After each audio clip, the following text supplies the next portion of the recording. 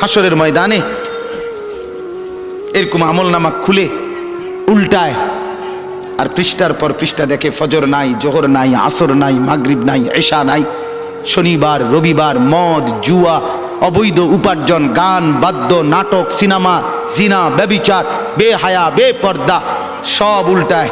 আল্লাহ নবী সাল্লাল্লাহু আলাইহি সাল্লাম তখন বলবে, উম্মত কি এটা? উম্মত আমার 23 বছরের এত চোখের পানির কথা একবারও মনে হয় নাই, কি আনছো এটা আমারে? উম্মত তুমি জানো না আমি যে তায়েফের পাথরের আঘাতে পুরা পিঠ চালনির মতো ঝাঁঝরা বানায় ফেলছে আমার? শোনো নাই তুমি? আমারে যে উহুদের ময়দানে দান দান শহীদ করে রক্তাক্ত করছে, তুমি শোনো নাই? আমি যে 14 দিন পেটে ক্ষুধার তাড়নায় পাথর বাঁধছিলাম, উম্মত তোমার মনে নাই?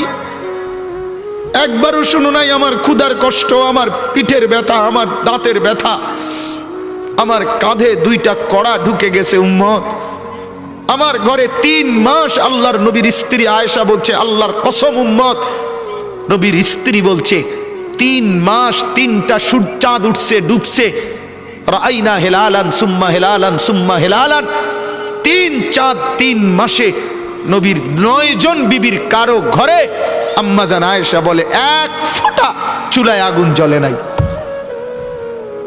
মা আওকাদাত ফি আবিয়াতে রাসূলিল্লাহ নারুন, নবীর একজন বিবির ঘরেও আগুন জ্বলে নাই।